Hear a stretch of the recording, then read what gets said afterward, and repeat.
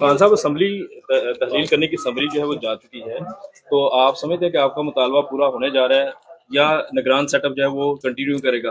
पंजाब और केपी के में 90 रोज में इलेक्शन नहीं हुआ, आपको लगता है पार्टी हुकूमत खत्म होगी तो इलेक्शन हो जाएगा 90 रोज में? देखिए, खतरा ये है कि एक दफा आप आइन को तोड़ दें तो फिर आप रास्ता खोल देते हैं कि ताकतवर फैसला करता है आइन की कौन सी शिक माननी है और कौन सी नहीं माननी। तो ये खदशा है हमें, क्योंकि 14 मई को आइन के मुताबिक सुप्रीम कोर्ट के मुताबिक इलेक्शन हो जाना चाहिए था पंजाब, लेकिन देखा किसी अभी ये जो केयर टेकर गवर्नमेंट्स हैं ये गैर आइनी है, इनका कोई आइन के अंदर कोई गुंजाइश है ही नहीं कि 90 दिन के बाद केयर टेकर गवर्नमेंट चले। अब इंतखाबात देख रहे हैं या नहीं देख रहे हैं?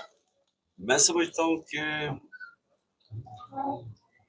पाकिस्तान के लिए तो सिर्फ एक ही रास्ता है, जो जिस तरह हम पॉलिटिकल और माशी तौर पे हम एक दलदल में फंस गए, सिर्फ रास्ता साफ और शफाफ इलेक्शन। बस जब जिसे जो इससे हटेगा वो मुल्क के लिए मजीद और मुश्किलात पैदा कर देगा। हाँ साहब, इस बात में कितनी सच्चाई है कि इस बात में कितनी हकीकत है कि पीटीआई को 3-4 मौके मिले इलेक्शन के और उन्होंने जाया किए? बिल्कुल इसमें कोई हकीकत नहीं, इसलिए कि 14 मई को तो इलेक्शन मिल गया था, तो पीटीआई को तो इलेक्शन मिल गया था, हमने अपनी गवर्नमेंट डिसॉल्व की थी, तो फिर क्या वजह थी कि इलेक्शन नहीं किया गया?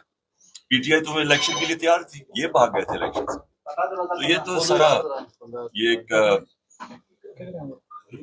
धोखा था कि हम आपको इलेक्शन दे रहे हैं लेकिन इलेक्शन देना नहीं चाहते। खान साहब वज़ीर-ए-आज़म अगर आइन के मुताबिक 14 मई को इलेक्शन नहीं दिया इन्होंने, तो फिर कौन से इन्होंने कह रहे हैं कि जी मौके मिले थे? खान साहब आप किसको वज़ीर-ए-आज़म नामजद करते हैं? निगरान वज़ीर-ए-आज़म किसको नामजद करेंगे? आप किसको समझते हैं कि निगरान वज़ीर-ए-आज़म आना चाहिए? देखिए, केयर टेकर्स का तो सारा जो मकसद था कि वो न्यूट्रल होंगी, उसका तो मकसद इन्होंने उसकी धज्जियां उड़ा दी। यानी कभी भी एक मुल्क की अखलाकियात इस तरह तबाह नहीं की गई जिस तरह का केयर टेकर ये लेके आए, कभी ऐसा नहीं हुआ। हारून रशीद साहब ने कहा है कि आपको शाम कुरैशी पे भी इतबार नहीं है, इस वाले से क्या कहेंगे? आपको इतबार नहीं उनके ऊपर? देखा होगा, ये मेरा नहीं ख्याल। नहीं भाई, वो नियाज साहब ने